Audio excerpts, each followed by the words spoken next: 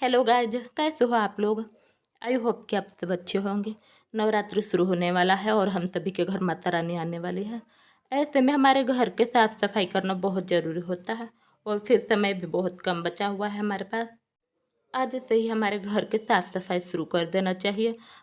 परसों जो है माता रानी के चौकी बैठाना है, तो सोचे आज हमसे जितना हो सकता है उतना कर देते हैं, बाकी छूटा बड़ा कल भी कर लेंगे। तो हम सबसे पहले ना अपने घर के सभी पर्दों को निकाल लेते हैं और सारे पर्दा निकालने के बाद डोरमेट को भी हटा लेते हैं। इसके बाद सब पर्दा और डोरमेट साफ पानी में डाल देंगे। घर में अगर माता रानी को कलश बैठाना हो या चौकी बैठाना हो तो मतलब घर को साफ रखना बहुत ज़रूरी होता है। घर साफ रहता है तो घर में सुख समृद्धि बना रहता है।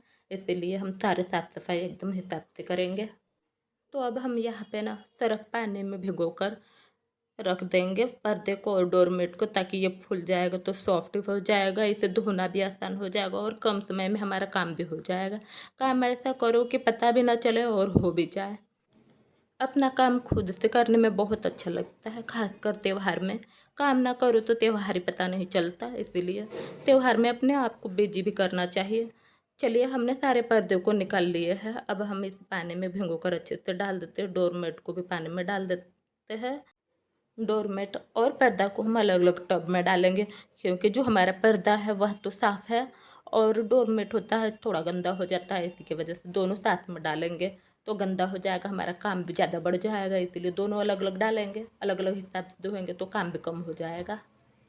नवरात्रि में हमारा घर और बाहर का दोनों का काम बहुत ज़्यादा बढ़ जाता है। इसीलिए हमें हिसाब से कोई भी काम करना चाहिए, जैसे सारे धीरे धीरे काम हो जाए। जो भी काम हो हम इसे छोटे छोटे हिस्सों में करेंगे तो काम भी हो जाएगा और पता भी नहीं चलेगा और हमारे नवरात्रि की तैयारी भी आसानी से हो जाएगी।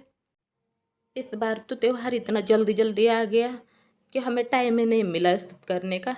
बट कोई बात नहीं है, अब तो पूरा त्यौहार हो चुका है। बस अब नवरात्रि से शुरू होने के बाद दीपावली की तैयारी करनी होगी, तो पहले हमें नवरात्रि की तैयारी करनी है। जब घर और परिवार बड़ा होता है तो सारे काम एक दिन में तो नहीं निपटा सकते हैं, लेकिन छोटे छोटे हिस्सों में करने पर सब हो जाता है। जैसे अभी हम जाले को साफ कर लेते हैं। घर के जाले साफ करने के बाद तो ऐसे मानो जैसे माहौल एकदम शांति शांति हो, क्योंकि हमने अपने घर के सारे पर्दे भी हटा लिए हैं। इससे बहुत ही हल्का हल्का हो चुका है हमारा घर। हमारे घर के जो जाले सारे साफ हो चुके हैं, तो अब हम यहाँ पे अपने पर्दे को सारे धो लेते हैं। नवरात्रि में तो मतलब 10-12 दिन हम लोग तो कोई काम ज़्यादा नहीं करते हैं। अभी जितना काम हम लोग से होता है उतना कर लेंगे। ये ज़रूरी नहीं है कि करना है तो करना है, मतलब अपने हिसाब से थोड़ा बहुत कर लेंगे। जो ज़रूरी है वो कर लेते हैं। अब तो दीपावली भी बहुत नज़दीक आने वाला है, तो ऐसे में हमारे पर्दे तो हमने धो ही लिए हैं, तो इसे हम धोकर यूज नहीं करेंगे। मतलब हमें जितना ज़रूरत होगा ना उतना ही लगा लेंगे और फिर इसके बाद सारे पर्दे को स्टोर करके रख देंगे, क्योंकि दीपावली में फिर इतना सारा काम करो बहुत ज़्यादा लोड हो जाता है। और फिर हम ना 9 दिन का उपवास करते, उसके बाद सारे काम करने के बाद बहुत ज़्यादा थकान महसूस होता है। ऐसे में बहुत ज़्यादा ही लोड हो जाता है हमारा काम का। तो हम ये जितना मतलब पर्दा हम धो लिए हैं वो सारे पर्दे को आधा रख देंगे और जितना हमें ज़रूरत है उतना हम लगा लेंगे। घर में मतलब बहुत लोग हैं काम करने वाले, तो आप उनसे करवा लेंगे। लेकिन अगर आप अकेले हैं तो कैसे, आप अकेले अकेले के सब काम कैसे हो सकता है। इसीलिए कुछ काम हम अपने हिसाब से करेंगे ना तो आसान भी हो जाएगा और काम भी हो जाएगा और त्यौहार भी पता नहीं चलेगा।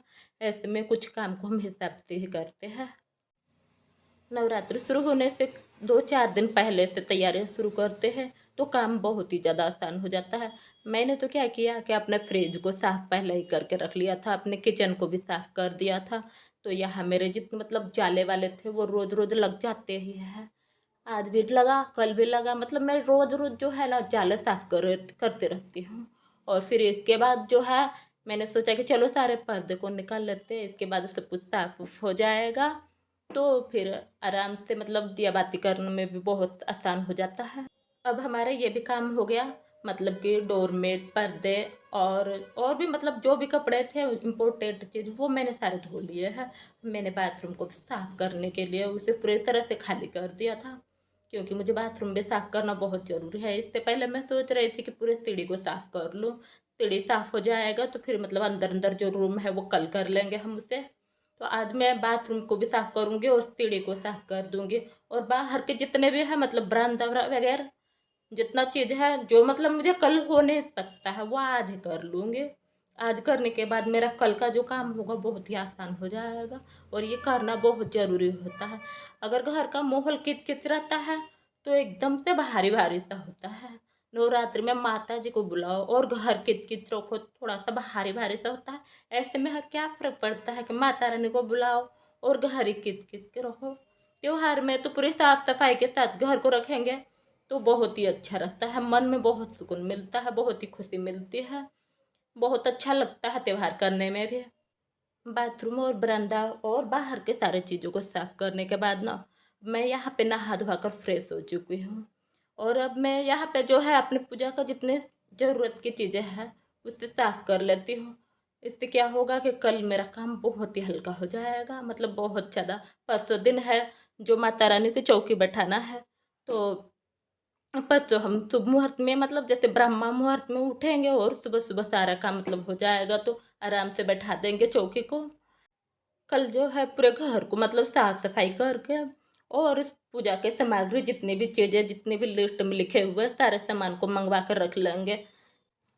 कल जो है केला का पत्ता, आम का पत्ता, फूल फल वगैरह मतलब जो भी आपको ज़्यादा ज़रूरत लगता है वो सब कुछ कल ही मंगवा कर रख लेंगे, ताकि परसों दिन सुबह सुबह जो माता के चौकी बैठाने के टाइम पर हमें सोचना ना पड़े कि ये चीज़ नहीं है।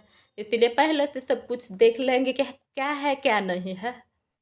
हमारे यहाँ सारा काम हो चुका है, मतलब कि जैसे जाले साफ करना, घर के जो झाड़ू पोछा लगाने वाला जितना भी मतलब आधा सा ज़्यादा काम हो चुका है। और फिर मैंने सारे पर्दे वगैरह बेडशीट डोरमेट सब कुछ धो लिया है।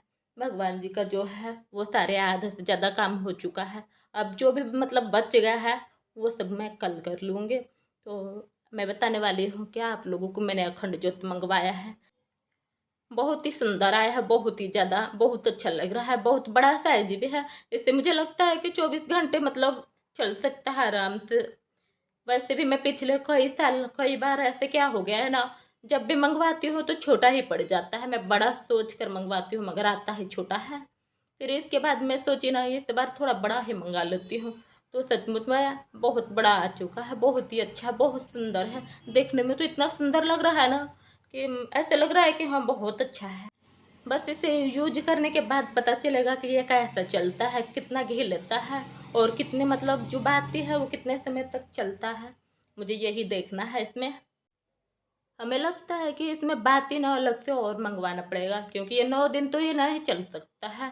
बहुत ही छोटा है मगर बहुत ही सुंदर हो, जैसा भी हो बहुत ही प्यारा है, बहुत अच्छा लग रहा है देखने में। मैं बहुत खुश हूँ कि मुझे इतना प्यारा सा गिफ्ट जैसा मतलब अखंड ज्योत मिला, बहुत ही सुंदर है, बहुत अच्छा है, आप लोग भी ले सकते हैं। तो यहाँ मेरा जो है ये मैंने अपने नवरात्र में पहनने के लिए सूट मंगवाया है, बहुत ही कंफर्टेबल है, बहुत हल्का मंगवाया है, क्योंकि गर्मी बहुत ज़्यादा लगती है। नवरात्र में पाठ पढ़ने के लिए 1 घंटा तक बैठो, मतलब जितने भी समय है उतने देर तक हम बैठते हैं तो बहुत अजीब सा फील होने लगता है, घबराहट जैसा होता है, इसीलिए मैंने हल्के कपड़े मंगवाए हैं और एक ही मंगवाया है। बहुत लोग होते हैं कि 9 दिन 9 कपड़े पहनते हैं, मगर मैं ऐसा नहीं करती हूँ। कोई ज़रूरी नहीं होता है कि 9 ही पहनिए तो 9 ही पहनिए, आप एक भी पहन सकते हैं। इसे मैं सुबह और शाम दोनों टाइम पूजा के टाइम में पहनती हूँ, और इसके बाद मैं धो के इसे अच्छे से साफ करके रख देती हूँ।